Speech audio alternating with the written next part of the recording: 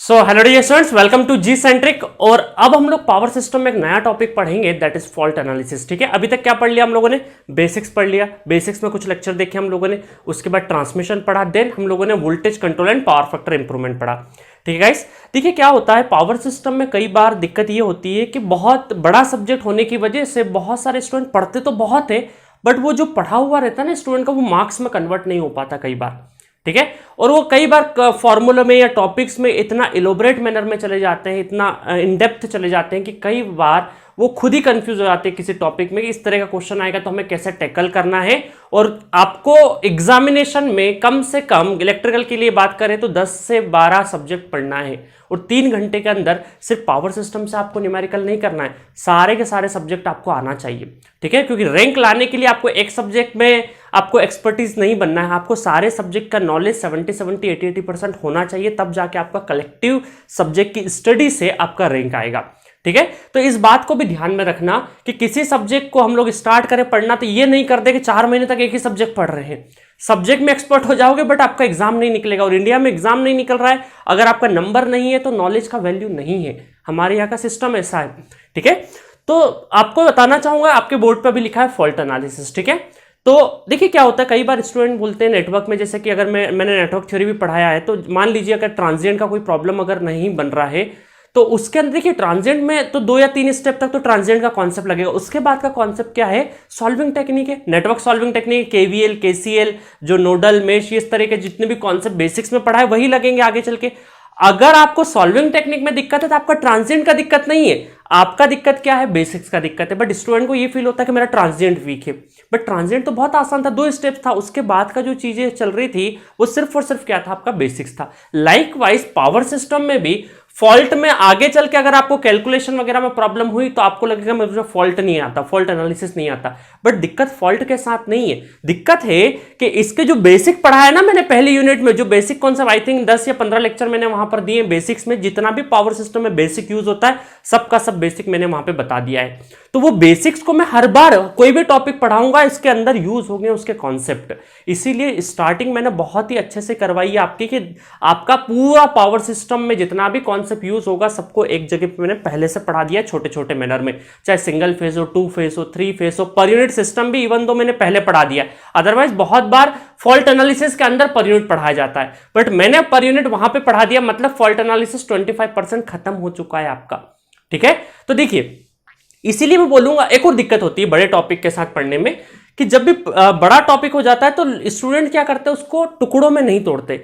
मैं कैसे पढ़ाता हूं, जब भी कोई बड़ा टॉपिक अगर मैं डील कर रहा हूं तो आप मेरा टीचिंग स्टाइल देखिएगा, मैं क्या करता हूं उसको पार्ट्स में डिवाइड कर देता हूं, ताकि जब भी जैसे इसे इंट्रोडक्टरी वीडियो के बाद भी मैं इस फॉल्ट एनालिसिस को 4 हिस्सों में डिवाइड करूंगा, देन आपको पढ़ाऊंगा, तो आपके दिमाग में रहेगा कि यस फॉल्ट एनालिसिस में मुझे 4 हिस्से पढ़ने, ये वाला पर यूनिट एक खत्म कर चुके, मतलब आपको 3 ही हिस्से पढ़ने हैं। ठीक है, तो सिर्फ तीन पोर्शन को फिर मैं अलग अलग करके अलग अलग तरीके से आपको पढ़ाऊंगा। ठीक है, तो जिससे कि आपको जब भी फॉल्ट एनालिसिस का दिमाग में नाम सुनाई देगा तो आपके दिमाग में 4 पॉइंट आ जाएंगे। हाँ सर ने बताया था कि इस टॉपिक को 4 हिस्सों में पढ़ना है, पहला हिस्सा पर यूनिट वाला सर खत्म कर चुके, 3 हिस्से जो आगे मैं बताऊंगा कौन कौन से वो 3 हिस्से हैं वो सब हो जाएंगे। तो इसका मतलब क्या होगा कि फॉल्ट एनालिसिस 4 हिस्सों में आपका खत्म हो चुका है। जब भी हमें, ये आप देख लीजिए अपनी लाइफ में भी देख लीजिए, अपनी प्रिपरेशन में भी देख लीजिए, जब भी किसी बड़ी चीज को डील करते हैं तो हम लोग क्या करते हैं, उस बड़ी चीज को आप टुकड़ों में डिवाइड कर देंगे तो आपको इजी लगने लगेगी। और देखिए टुकड़े करने का या पार्ट करने का, पार्टीशन करने का एक और फायदा होता है कि आपके दिमाग में अल्टीमेटली ब्रेन जाना है ना, ये कॉपी पेन मार्कर सब कुछ यहां रह जाना है, अल्टीमेटली एग्जाम में क्या जाएगा? आपका ब्रेन जाएगा। तो आपके ब्रेन के अंदर किस तरह से पार्टीशन आपने सब्जेक्ट का करके रखा है ये बहुत इंपॉर्टेंट है, क्योंकि उस दिन जब सामने स्क्रीन रहेगी तो आपका कॉन्सेप्ट जल्दी जल्दी निकलना चाहिए। अब वो निकलेगा तभी जल्दी जब आपने बहुत अच्छे से जमा के रखा होगा। अगर आपने यहां पे बिल्कुल होश पोश करके रख दिया, कोई कॉन्सेप्ट पीछे रख दिया, कोई इधर रख दिया, कोई इधर रख दिया, अनऑर्गेनाइज्ड तरीके से अगर आपने पढ़ाई करी तो आपका कॉन्सेप्ट गिवन टाइम पीरियड में नहीं निकलेगा। यस आप घर आके जरूर वो क्वेश्चन को सॉल्व कर देंगे, बट जब तक देर हो चुकी रहेगी। तो इसलिए टाइम के कॉन्सेप्ट के साथ साथ टाइम की भी लड़ाई है हमारी, कि आपका उस 3 घंटे के, मेरा जब भी पढ़ाने का कोशिश होता है तो मैं आपको हर बार यही बोलता हूं कि क्वेश्चन आपका यहां नहीं बनना चाहिए, जब मैं पढ़ा रहा हूं तब तो बनना ही चाहिए, बट ये न्यूमेरिकल उस दिन भी बनना चाहिए जब वो 3 घंटे आपका इम्तिहान होगा, आपका परीक्षा होगी, आपकी एग्जाम होगी, क्योंकि उस दिन अगर क्वेश्चन नहीं बना तो ये पढ़ने का क्या मतलब है? क्योंकि आपको कहीं ना कहीं नॉलेज को मार्क्स में कन्वर्ट करना पड़ेगा। आपको ये तरीका या ट्रिक या जो भी बोलिए, आप इसको मैजिक बोलिए, जो भी बोलिए, आपको एक स्किल डेवलप करना पड़ेगी कि जितना आप गेन कर रहे हैं उसको मार्क्स में कैसे कन्वर्ट करें।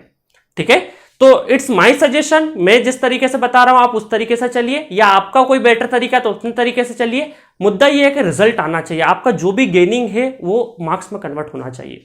ठीक है गाइस, तो एक चीज का ध्यान रखिएगा, इसलिए मैं जब भी बड़े टॉपिक, इसके बाद मैं स्टेबिलिटी पढ़ाऊंगा ना, बहुत ही आसान बना दूंगा। जब फॉल्ट खत्म करूंगा, अभी तक आसान लगा कि नहीं सारी चीजें, तो फॉल्ट एनालिसिस को जब मैं पढ़ाऊंगा तो इसको मैं बहुत ईजी कर दूंगा।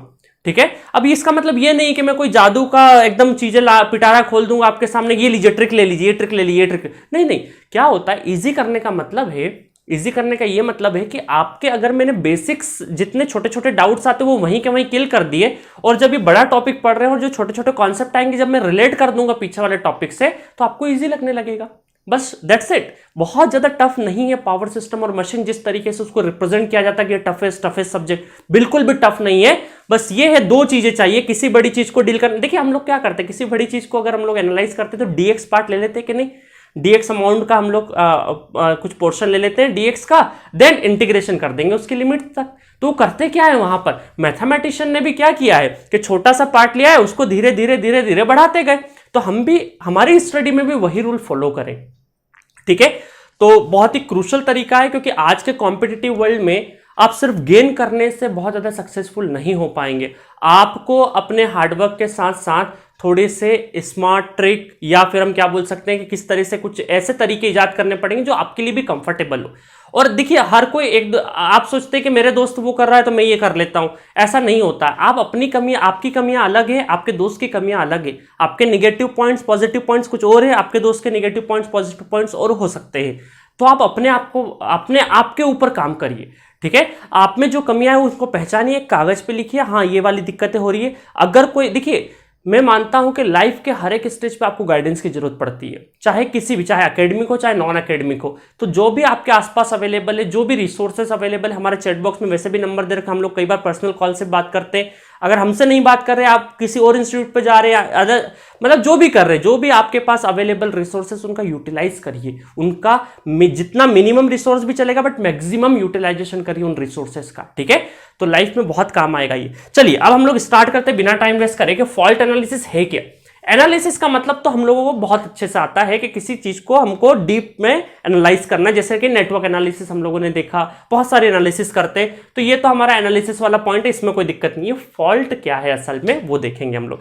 देखिए फॉल्ट पढ़ने से पहले या फॉल्ट एनालिसिस बताने से पहले मैं आपको ये बताऊंगा कि हमारा पावर सिस्टम किन किन चीजों से बना है। ऑलरेडी मैं डेफिनेशन बता चुका हूं, what is power system, the system which is existing between generating station to the service mains, या फिर लोड भी बोल सकते हैं, लोड भी बोल सकते हैं, या फिर सर्विस मेंस भी बोल सकते हैं। सर्विस मेंस मतलब कि डिस्ट्रीब्यूशन स्टेशन से लगा के जो इंडिविजुअल हाउसेस तक जो वायर जा रहा है उसको बोलते हैं हम लोग सर्विस मेंस।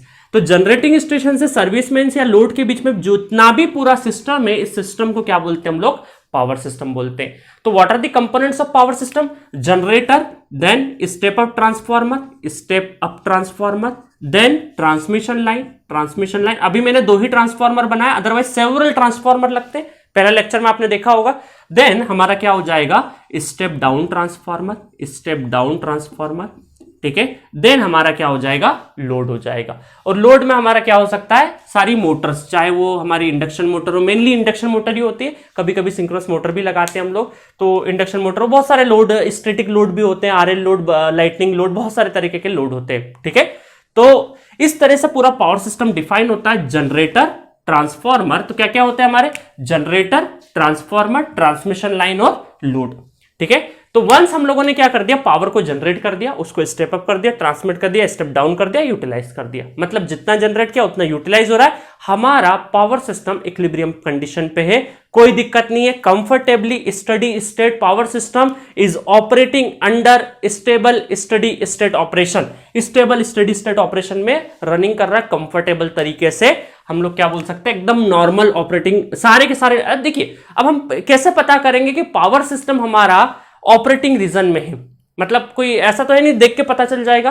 मतलब कि इसके जो पैरामीटर है, जो टेक्निकल पैरामीटर लाइक हमारा वोल्टेज हो जाए, करंट हो जाए, पावर हो जाए, ये सारे के सारे वोल्टेज, करंट, पावर, और मैंने बताया था पावर सिस्टम किन किन चीजों पर डिपेंड करता है कि अगर एक्टिव पावर बहुत अच्छे से, रिएक्टिव पावर बहुत अच्छे से, वोल्टेज मैग्नीट्यूड बहुत अच्छे से, लोड एंगल बहुत अच्छे से, और कहीं ना कहीं पावर के बीच में हमारा क्या रहेगा, करंट भी रहेगा, क्योंकि अल्टीमेटली अगर ये सब बैलेंस है तो करंट भी हमारा क्या रहेगा, नॉर्मल रेंज में ही रहेगा। ठीक है, तो ये सारे अगर चीजें हैं, ये सब कुछ मैं बेसिक्स में ऑलरेडी बता चुका हूं। हर एक चीज को मैंने कम से कम आधा आधा एक एक घंटा पढ़ाया है, हर एक चीज को, चारों चीजों को। ठीक है, बेसिक्स में। तो अगर ये सब के सब अपनी लिमिट के अंदर रहेंगे, जितना हम लोगों ने प्री स्पेसिफिकेशन जो लिमिट सेट कर रखी उसके अंदर रहेंगे, तो हमारा पावर सिस्टम क्या रहेगा, नॉर्मल स्टडी स्टेट ऑपरेशन में वर्किंग करता रहेगा, कंफर्टेबल सिचुएशन में। बट दिक्कत क्या होती है कि हम लोगों ने एक बार पावर सिस्टम सेट ऑन कर दिया तो 24/365 डेज हमेशा कहीं ना कहीं चेंजेस होते रहते हैं। लोड में चेंजेस होता रहेगा, एनवायरमेंटल चेंजेस है कि मान लीजिए कभी बारिश का मौसम है, कभी ठंडी का मौसम है, कभी गर्मी का मौसम है, कभी आंधी तूफान चल रहे हैं, बहुत तेजी से हवा चल रही है, क्योंकि ये तो हमारा असल में जो अभी इंडिया में जितना भी यूज होता है मेनली हमारा ओवरहेड ट्रांसमिशन लाइन ही यूज होता है। ठीक है, अंडरग्राउंड तो बहुत ही कम जगह पे यूज होता है आज की तारीख में, percentage of underground cables are very limited. तो पूरा का पूरा ओवरहेड ट्रांसमिशन लाइन है, तो ओवरहेड ट्रांसमिशन लाइन में एनवायरमेंटल इफेक्ट भी पड़ेगा, जैसे मैंने लाइटनिंग स्ट्रोक, स्विचिंग सर्जेस भी बताया था आपको। ठीक है, तो यहां पर क्या होगा, कंटिन्यूअसली कहीं ना कहीं हमारी ये जितनी रेंज है और ये रेंज कहीं ना कहीं गड़बड़ होती रहेगी। ठीक है, तो हम क्या बोल सकते हैं कि फॉल्ट क्या होता है, फॉल्ट असल में क्या है, temporary disturbed due to sudden external और internal changes in the system. ठीक है, कि हम लोग क्या बोल सकते, परमानेंटली डिस्टर्ब नहीं है, टेम्परली ये जब हमारा स्टेबल ऑपरेटिंग पॉइंट चल रहा है, पूरा पावर सिस्टम कंफर्टेबली चल रहा है, तो उसमें सम एबनॉर्मल कंडीशन आ जाती है, तो इस एबनॉर्मलिटीज को ही हम लोग क्या बोलते हैं, फॉल्ट बोलते हैं। ठीक है, तो temporarily disturbed due to sudden external और internal changes in the system. Internal changes का मतलब है कि मान लीजिए जनरेटर के अंदर कुछ चेंजेस आ रहे हैं इसकी वजह से, क्योंकि देखिए कहीं पर भी पूरे पावर सिस्टम में मान लीजिए अगर यहां पर प्रॉब्लम हुई तो उसका इंपैक्ट सिर्फ यहां तक सीमित नहीं रहता है, उसका इंपैक्ट इसको भी अफेक्ट करेगा, इसको भी अफेक्ट करेगा, हो सकता है इसको भी अफेक्ट करे। ठीक है, बट इसको इधर से जब इनकमिंग, क्योंकि देखिए पावर कैसे फ्लो रहा होगा, जनरेटिंग स्टेशन टू लोड, तो यहां अगर डिस्टर्ब हुआ है कहीं ना कहीं तो पीछे भी डिस्टर्ब होगा। तो जैसे कि हम लोग बोलते हैं ना कि एक्सप्रेस वे पे कई बार हमारे ठंडी के टाइम पे जब फॉग हो जाता है तो उस टाइम पे क्या होता है कि एक्सप्रेस वे पे दिखता नहीं, तो एक गाड़ी टकरा जाती तो पीछे लाइन से अगर दिखता नहीं तो पीछे क्या होगा, बहुत सारी गाड़ी एक दूसरे से टकराती जाती है। तो वैसे अगर यहां पर फॉल्ट आया तो बहुत सारा इधर का जो इनकमिंग सेगमेंट है वो ज्यादा डिस्टर्ब होगा कंपेयर टू दिस सिस्टम। ठीक है, तो हम क्या बोल सकते हैं कि डिस्टर्ब दोनों ही होंगे, बट इसका डिस्टर्बेंस ज्यादा रहेगा। तो हम क्या बोल सकते हैं, ये जो इंटरनल और एक्सटर्नल चेंजेस जो है, इंटरनल और एक्सटर्नल चेंजेस वो क्या क्या है, देखते हैं आगे। अ शॉर्ट सर्क्यूट और fault occurs when the insulation of the system fails at any location और conducting object comes into the contact with the line. ठीक है, बहुत अच्छी चीज लिखी है कि सबसे हम क्या बोल सकते हैं, शॉर्ट सर्क्यूट और फॉल्ट एक ही चीज है, फॉल्ट को ही हम लोग क्या बोल सकते हैं, शॉर्ट सर्क्यूट बोल सकते हैं आगे चल के। ठीक है, बताऊंगा कैसे बोलेंगे हम लोग।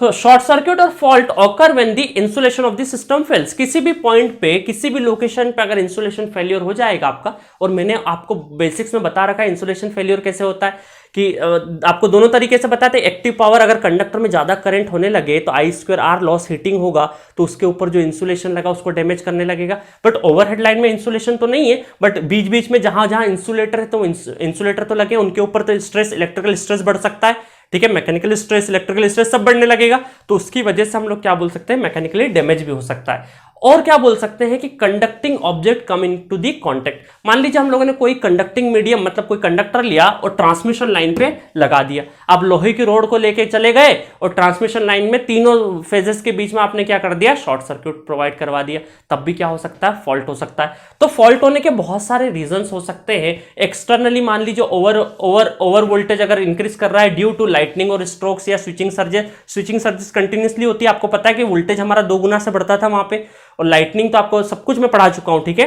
Tree falling across the line, अगर आप तेज हवा चलती है और पेड़ गिर जाते हैं अगर ट्रांसमिशन लाइन के ऊपर, तब भी आपका क्या हो सकता है, फॉल्ट हो सकता है। बर्ड शॉर्टिंग द लाइंस, हो सकता है ऐसी बर्ड्स हो और बर्ड्स आपके यहाँ ट्रांसमिशन लाइन पे बैठ के भी आपकी लाइंस को शॉर्ट कर सकती है। विंड डैमेज, हवा बहुत तेजी से चले और डैमेज कर दे। आइस लोडिंग, जहां जहां पे जो बर्फीले इलाके होते हैं, है ना, बहुत अच्छा कॉन्सेप्ट है, हमारे सिलेबस में नहीं है, आगे चल के आप एमटेक वगैरह में पढ़ोगे कि जो आइस वगैरह, एमटेक के आपकी यूनिवर्सिटी में भी कई बार इसका डेरिवेशन होता है, ठीक है, सैग वगैरह। तो इतना डेप्थ हमारे यहाँ पे अब यूजी लेवल पे बहुत ज्यादा नहीं बचा है, बट सैग वगैरह, सैग कैलकुलेशन वगैरह आपकी यूनिवर्सिटी में गेट के सिलेबस में नहीं है।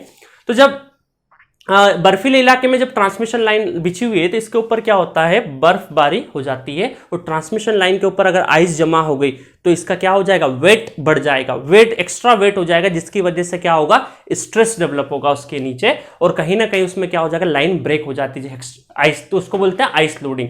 नेक्स्ट हमारा कोई लाइन ब्रोकन हो गई, आपकी कोई भी ट्रांसमिशन लाइन बीच में से टूट गई, और या तो वो ग्राउंड पे रह जाए और ग्राउंड पे नहीं भी रही, और अगर ग्राउंड पे फॉल नहीं भी हुआ और इस तरीके से, और कोई भी अगर आपकी जो कंटिन्यूटी, करंट को फ्लो होने के लिए जो कंटिन्यूटी चाहिए वो कहीं ना कहीं ब्रेक हो गई, तो उसकी वजह से हम लोग क्या बोलेंगे, फॉल्ट बोलेंगे, एक्सेट्रा। बहुत सारे ऐसे एग्जाम्पल है, तो कुछ एग्जाम्पल मैंने यहां पर लिख दिए हैं, ठीक है।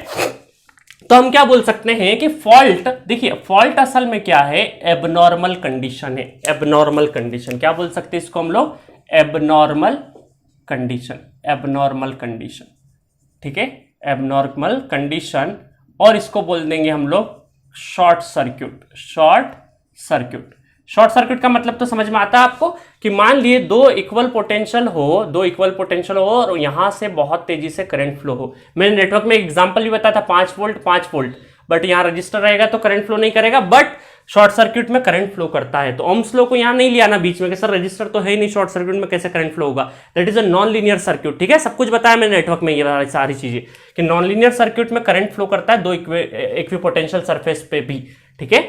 चलिए अब हम लोग बात करेंगे कि अगर मान लीजिए हो गया, चलिए फॉल्ट हो गया, एबनॉर्मल कंडीशन आ गई, ठीक है, एबनॉर्मल कंडीशन आ गई, किसी तरीके से लाइंस के बीच में फॉल्ट हो गया। जैसे फॉल्ट होगा तो आपका एक्सेसिव करंट फ्लो करता है, क्या फ्लो करता है, एक्सेसिव करंट। आपकी ट्रांसमिशन लाइन में क्या होगा, एक्सेसिव करंट फ्लो करेगा, ट्रांसमिशन लाइन, ट्रांसफार्मर, जनरेटर, सबके अंदर क्या होगा, एक्सेसिव करंट फ्लो करना स्टार्ट करेगा। और ये जो एक्सेसिव करंट कितना होगा, several times the normal operating current. जो नॉर्मल ऑपरेटिंग करंट है उससे कई गुना करंट रहेगा, ठीक है। अगर ये कंटिन्यू बना रहा, अगर ये करंट कंटिन्यू बना रहा तो क्या होगा, टेम्परेचर इंक्रीज करेगा, जिसकी वजह से आपका थर्मल डैमेज ऑफ इक्विपमेंट हो जाएगा। ये वाला डिस्कशन तो मैं ऑलरेडी बता चुका हूं आपको जब एक्टिव पावर एक्सेसिव में था। एक्टिव पावर एक्सेसिव याद है ना, बेसिक में एक्टिव पावर एक्सेसिव था तो आई करंट ज्यादा ले रहा था, आई स्क्वायर हीटिंग हो रही थी, आई स्क्वायर हीटिंग की वजह से क्या हो रहा था, टेम्परेचर इंक्रीज कर रहा था, टेम्परेचर होने की वजह से थर्मल ब्रेकडाउन हो रहा था, पता ना, याद है ना वो सारी चीजें, तो बेसिक्स में ऑलरेडी बता चुका हूं, वही चीजें चल रही है। तो अगर यहां पर एक्सेसिव करंट बहुत ज्यादा फ्लो होता है, अगर वो कंटिन्यू रहा तो थर्मल डैमेज हो जाएगा इक्विपमेंट का। और जनरेटर के साथ क्या होगा, जनरेटर सिंक्रोनिज्म लूज कर जाएगा, मतलब जो सिंक्रोनस मशीन है वो क्या हो जाएगी, आउट ऑफ सिंक्रोनस। मतलब सिंक्रोनिज्म लूज करने का मतलब है कि स्टेटर और रोटर के बीच में इंटरेक्शन खत्म हो जाना। तो ये सिंक्रोनिज्म लूज भी मैंने ऑलरेडी लोड एंगल में आपको बताया है, क्योंकि एक्टिव पावर, देखिए करंट कहीं ना कहीं अगर इंक्रीज करेगा तो आपका एक्टिव पावर भी इंक्रीज कर रहा है, एक्टिव पावर भी इंक्रीज कर रहा है, और एक्टिव पावर इंक्रीज करेगा तो लोड एंगल भी कहीं ना कहीं इंक्रीज करेगा। तो सिंक्रोनिज्म लूज और एक्टिव पावर इंक्रीज एक दूसरे से क्या है, रिलेवेंट है। सब कुछ मैं ऑलरेडी आपको बेसिक्स में बता चुका हूं। चलिए अब क्या करें, प्रॉब्लम आ चुकी है, ठीक है। अब क्या हम ऐसा कर सकते हैं क्या कि पेड़ को गिरने से बचा ले, या बिजली गिरने से बचा ले, ठीक है, या एबनॉर्मल, क्योंकि हमें वी डोंट नो कि कौन से पॉइंट पे कब, क्योंकि ये लाइन बहुत छोटी नहीं है, कई किलोमीटर की, थाउजेंड्स ऑफ किलोमीटर की ट्रांसमिशन लाइन है। तो इस बीच में अभी अगर हम लोग एक स्टेट से दूसरे स्टेट में जाए या एक जगह से दूसरी जगह जाए तो टेम्परेचर डिफरेंस हो जाता है, आई बात समझ में। तो हम लोग क्या बोल सकते हैं कि ट्रांसमिशन लाइन का डिजाइन एनवायरमेंटल कंडीशन के हिसाब से तो चेंज होगा ही होगा, साथ ही हमारे हाथ में एक लिमिट तक ही हम लोग इसको रख सकते हैं मैकेनिकली स्टेबल। बट ये जो पेड़ गिरना, आंधी चलना, ये जो हमारा कुदरत का जो खेल है उससे हम लोग नहीं बच सकते। तो कहीं ना कहीं हम क्या बोल सकते हैं कि हमें फॉल्ट आने से पहले कभी नहीं पता चलेगा कि यहां पे फॉल्ट आने वाला है, फॉल्ट तो आके रहेगा। मतलब ये एक्सेसिव करंट फ्लो तो करेगा, एक्सेसिव करंट फ्लो तो करेगा, बट हम लोग क्या कर सकते हैं, इसको ट्रैक कर सकते हैं। इस एक्सेसिव करंट को अगर हमने ट्रेस कर लिया, ट्रेस अगर करके इसको अगर हम लोगों ने इसके सही मायने में सही टाइम पर, क्योंकि ये कंटिन्यू नहीं रखना है, आएगा तो से एक्सेसिव करंट बट वो बहुत ज्यादा साइकिल्स के या बहुत ज्यादा टाइम पीरियड के लिए नहीं रहे। अगर वो बहुत ज्यादा टाइम पीरियड के लिए रहेगा तो दिक्कत होगी। एक्सेसिव करंट तो आएगा, ये बात तो तय है, आपके फॉल्ट जब भी होगा तो एक्सेसिव करंट फ्लो करेगा, बट उसी टाइम पे आपको क्या करना है कि देखिए पूरी लाइन तो फॉल्टी नहीं है, तो अगर ये फॉल्ट यहां आया है तो हम उसके आसपास का सर्टेन एरिया क्या करेंगे, हमारे हेल्दी सिस्टम से आइसोलेट करने की कोशिश करेंगे। तो हमें क्या करना पड़ेगा, hence faulty section of power system must be isolated as soon as possible after the occurrence of fault. Fault आने के बाद हमें जितना जल्दी पॉसिबल हो सके उतना जल्दी हमें क्या करना है, हेल्दी सिस्टम को जो अफेक्ट नहीं हुआ उसको जल्दी से हमको क्या करना, फॉल्टी सिस्टम से हटाना है।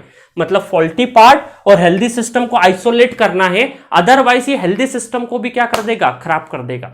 जस्ट लाइक ह्यूमन बॉडी में अगर मेरे इस हाथ में इंफेक्शन हो जाता है और अगर वो क्योर नहीं हो रहा है मेडिसिन वगैरह से, और उसका वायरस या जो भी बोल सकते हैं इंफेक्शन वो दूसरी बॉडी में भी अगर जा रहा है, तो यहां से हमको क्या करना पड़ेगा, ऑपरेशन करके यहां से ये जो इन्फेक्टेड वाला पार्ट है इसको हटाना पड़ेगा, आइसोलेट करना पड़ेगा हेल्दी बॉडी से, अदरवाइज इसका जो इन्फेक्शन है पूरी बॉडी में चलते जाएगा।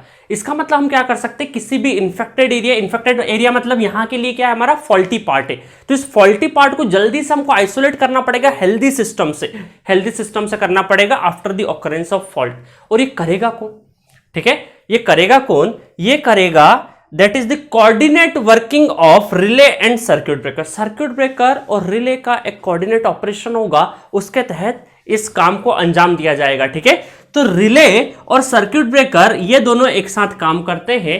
रिले क्या करेगा, सेंस करेगा एबनॉर्मलिटीज का, कि फॉल्टी करंट फ्लो हो रहा है या नहीं हो रहा है, नॉर्मल करंट फ्लो कर रहा है या नॉर्मल से several times of current flow कर रहा है, ये कौन सेंस करेगा, रिले क्या करेगी, सेंस करेगी, रिले सेंस दी एबनॉर्मल करंट को क्या करेगी, सेंस करेगी, ठीक है। स्पेलिंग देख लीजिएगा सेंस का, आई थिंक, ठीक है।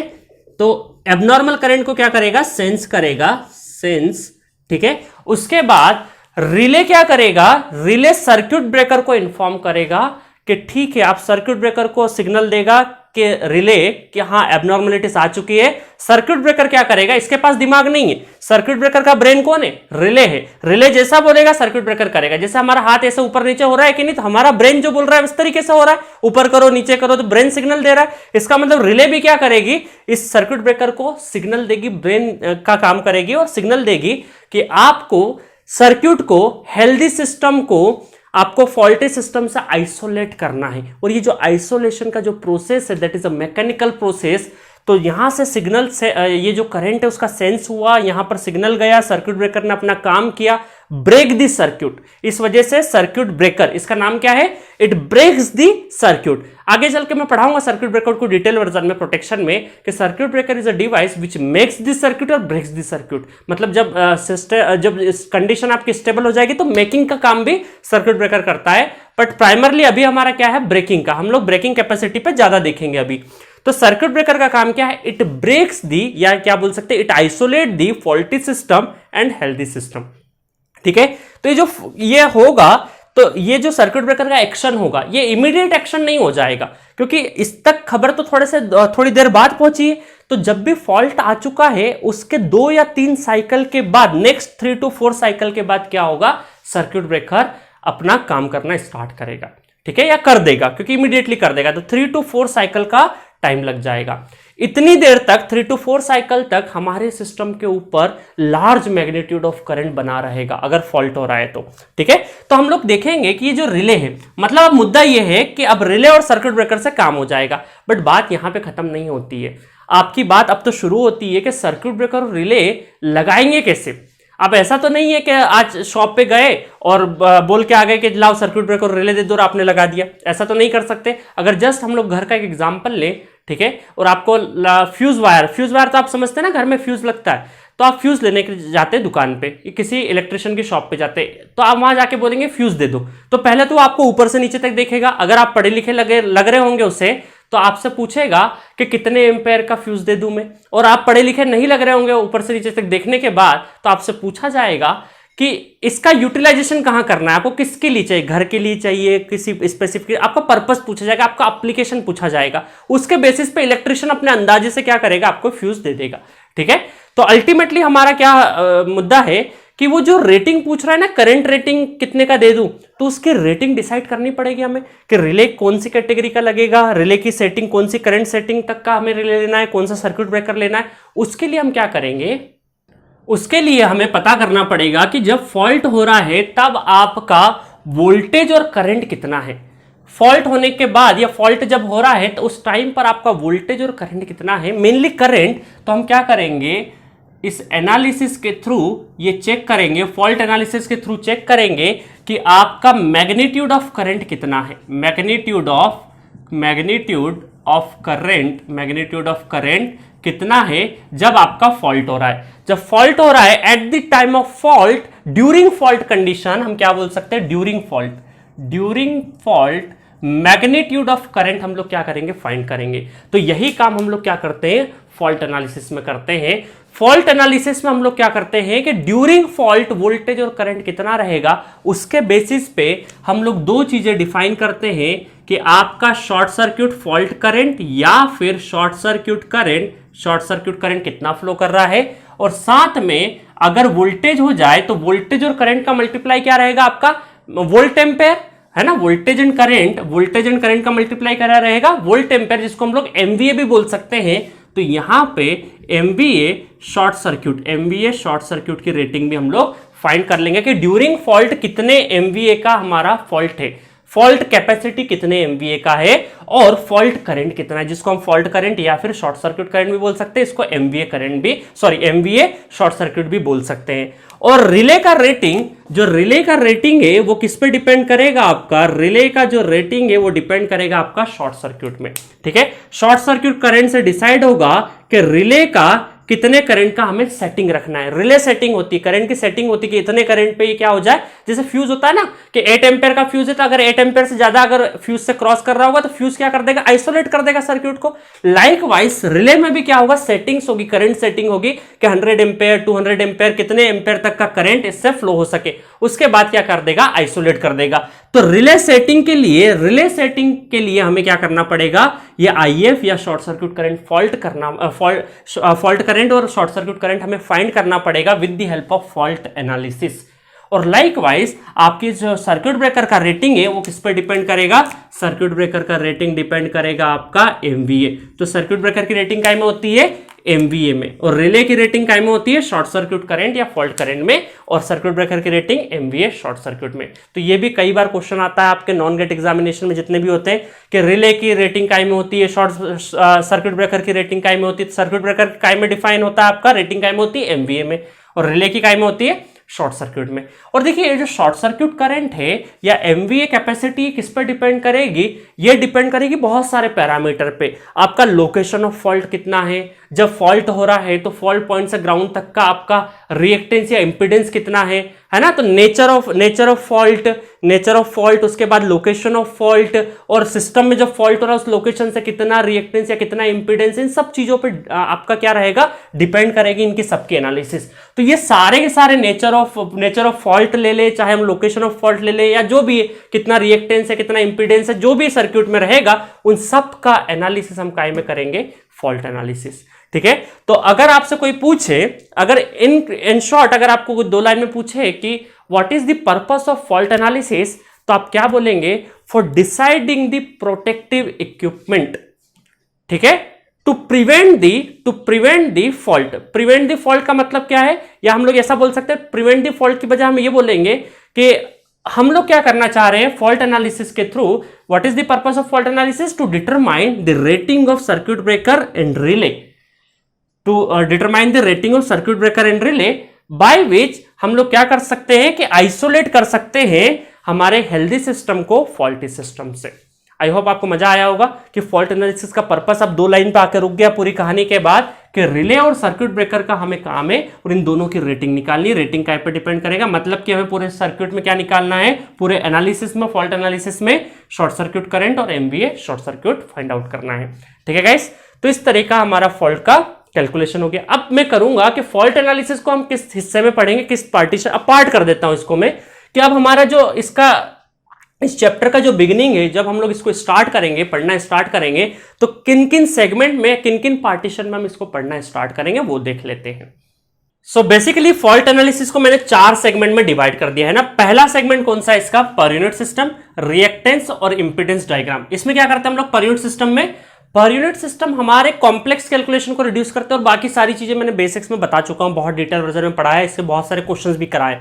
रिएक्टेंस और इंपीडेंस डायग्राम भी हम लोगों ने वहां पे बनाया। इंपीडेंस नहीं बनाया क्योंकि हम लोगों ने रेजिस्टेंस को नेग्लिजिबल मान लिया था, जो कि फॉल्ट एनालिसिस में भी ऐसे ही करेंगे, मेनली हम लोग रिएक्टेंस डायग्राम को ही बनाएंगे, ठीक है। तो इसका मतलब हम क्या बोल सकते हैं कि ये वाला पोर्शन तो हम लोगों ने कंप्लीट कर लिया है, पहला सेगमेंट। सेकंड सेगमेंट जो है, फर्स्ट सेगमेंट कंप्लीट होने के बाद, क्योंकि बेसिक्स में हो चुका है, सेकंड सेगमेंट आता है इसमें सिमेट्रिकल फॉल्ट एनालिसिस, जिसको हम लोग बैलेंस्ड फॉल्ट भी बोलते हैं, ठीक है। सिमेट्रिकल फॉल्ट एनालिसिस में क्या करेंगे हम लोग कि जैसे सपोज करिए ट्रांसमिशन लाइन है, 3 लाइन आर वाई बी और एक ग्राउंड वायर, थोड़ी देर के लिए मान लेते हैं, ठीक है।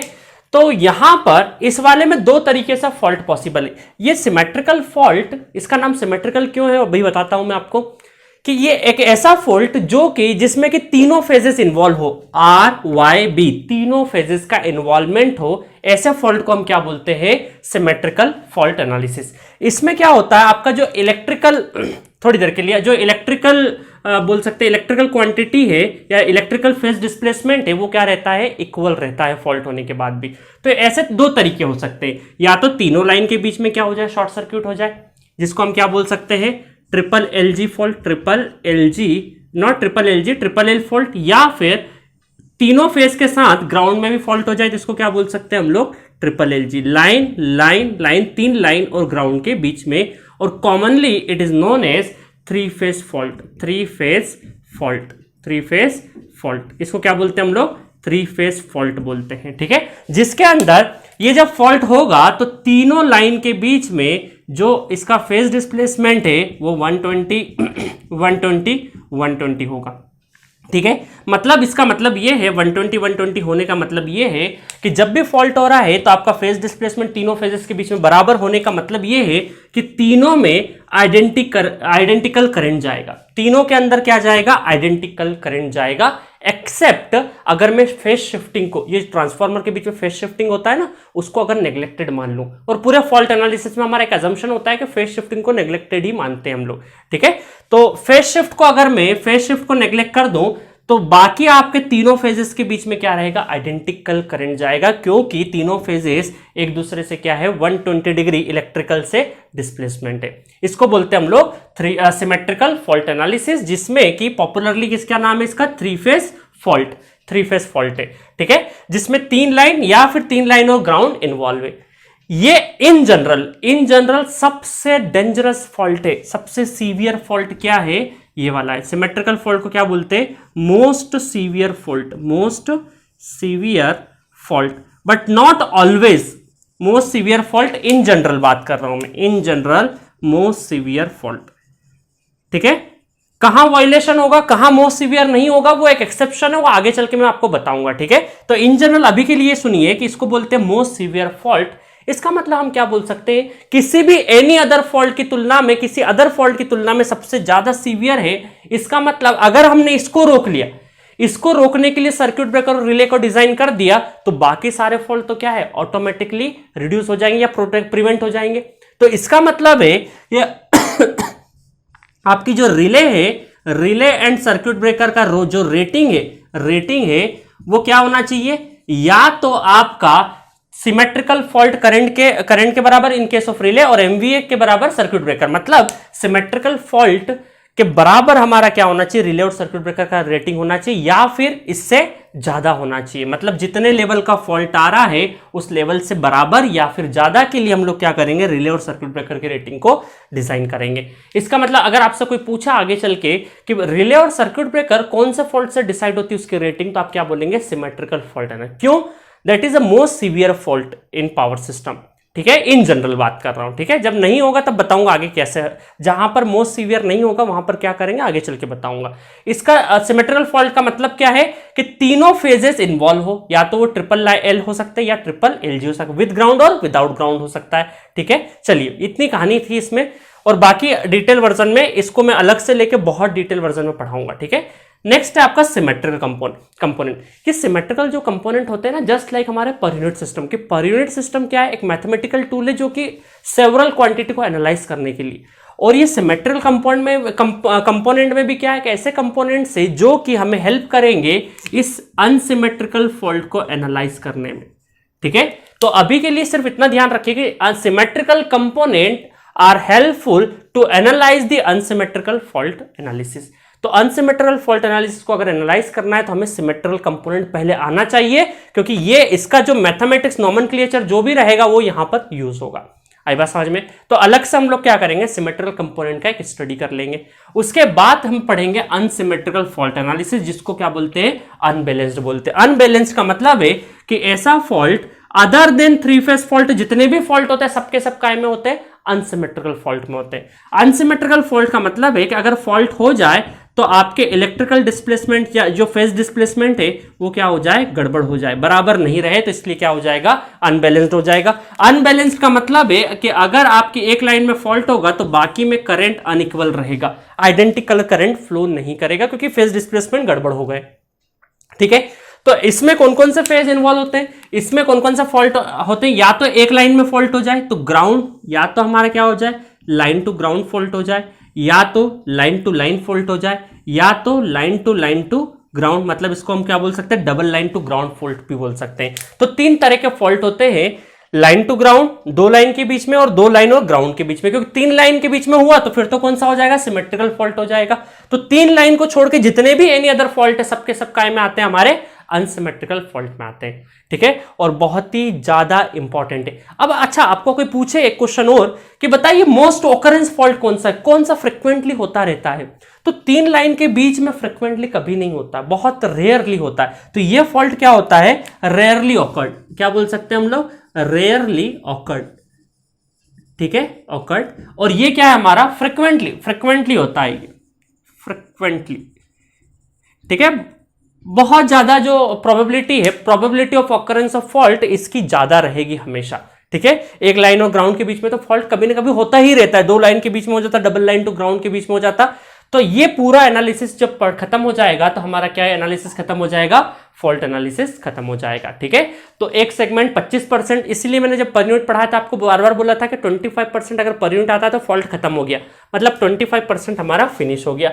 अब सिमेट्रिकल फॉल्ट पढ़ेंगे। अब देखिए इसमें क्या हो गया कि बैलेंस्ड होने की वजह से इसका कैलकुलेशन बहुत ही इजी हो गया इसके कंपैरिजन में। इसका जो फॉल्ट का कैलकुलेशन बहुत ही ज्यादा आसान है compare to the unsymmetrical fault. ठीक है, तो ये तो बहुत ही इजी है। उसके बाद सिमेट्रिकल कंपोनेंट है, इसमें सिर्फ मैथमेटिक्स इन्वॉल्वमेंट है, और उसके बाद अनसिमेट्रिकल फॉल्ट है। बहुत ही सबसे इजी टॉपिक है, वन बाय वन करके पढ़ते जाइएगा तो कभी कंफ्यूजन नहीं होगा। पर यूनिट आपके दिमाग में, कुछ लोग अगर भूल गए तो पर यूनिट को बेसिक्स में जाके प्लीज वापस से एक बार पढ़ लीजिए। आई थिंक पर यूनिट के ऊपर मैंने 8 से 9 लेक्चर कम से कम कराए होंगे, तो सारे के सारे लेक्चर्स आप एक बार वापस से देख लीजिएगा। अगर आपको डाउट हो रहा है, एक बार पढ़ लिया तो कोई दिक्कत नहीं, आपको समझ में आने लगेगी। क्योंकि मैं जस्ट इसके बाद स्टार्ट कर दूंगा सिमेट्रिकल फॉल्ट एनालिसिस, कि इसके अंदर पहले मैं लिखवा दूंगा कि इसके अंदर हम लोग क्या क्या पढ़ने वाले, फिर एक एक करके हम लोग सब पॉइंट्स को कवर अप करते जाएंगे, और साथ में क्वेश्चंस भी देखते जाएंगे, और बहुत सारे क्वेश्चंस कराऊंगा। थ्योरी प्लस क्वेश्चन का एक बहुत ही अच्छा कॉम्बिनेशन, जिसमें बहुत अनाप शनाप थ्योरी भी नहीं, जितनी आपको रिक्वायरमेंट है। देखिए क्या होता है, कई बार ट्यूटर इमोशनल हो जाता है और बहुत ज्यादा थ्योरी पढ़ाने लग जाता है, ऐसा नहीं है। आपको ये नहीं दिखा, मुझे ये नहीं दिखाना कि मुझे क्या आता है, मुझे वो पढ़ाना है जो आपको वाकई एग्जाम में हेल्प करे और वाकई उससे क्वेश्चन बने एग्जाम में। ठीक है, तो गेट पॉइंट ऑफ व्यू से अनसिमेट्रिकल फॉल्ट और सिमेट्रिकल फॉल्ट दोनों जगह से क्वेश्चन आने की प्रोबेबिलिटी बहुत ज्यादा होती है, और नंबर यहां से आता है गेट में। फॉल्ट एनालिसिस में कई बार 2 क्वेश्चन भी पूछे जाते हैं, और कई बार 3 क्वेश्चन भी आ जाते हैं, कई बार किसी ईयर में। ठीक है, तो इसका जो मैं वेटेज दूंगा वो तकरीबन 3 to 4 मार्क्स के आसपास का इस पर्टिकुलर टॉपिक का वेटेज दूंगा। ठीक है, 3 मार्क्स का, क्योंकि कई बार क्या होता है फॉल्ट से अगर क्वेश्चन कम आए तो स्टेबिलिटी में आ जाते हैं, स्टेबिलिटी में ज्यादा कम आए हैं तो यहां से आ जाते हैं। तो ऑन एन एवरेज हम क्या कर सकते हैं 3 से 4 मार्क्स के बीच में 2 क्वेश्चन या तो 2-2 नंबर के, या फिर एक क्वेश्चन 1 नंबर का और एक क्वेश्चन 2 नंबर का, 3 से लगा के 4 मार्क्स के बीच में वेटेज रहता है। और आप 100% इसका न्यूमेरिकल बनता ही बनता है एग्जाम में। ठीक है गाइस, तो चलिए बहुत ही इंपॉर्टेंट टॉपिक है, इस जर्नी को स्टार्ट करते हैं हम लोग। जिन लोगों ने अभी तक जी सेंटर के ऐप डाउनलोड नहीं किया प्लीज डाउनलोड कर लीजिए, वहां पे बहुत ही अच्छे से एक अफोर्डेबल प्राइस में सब कुछ चल रहा है। ठीक है, चलिए हम लोग स्टार्ट करते हैं सिमेट्रिकल फॉल्ट एनालिसिस।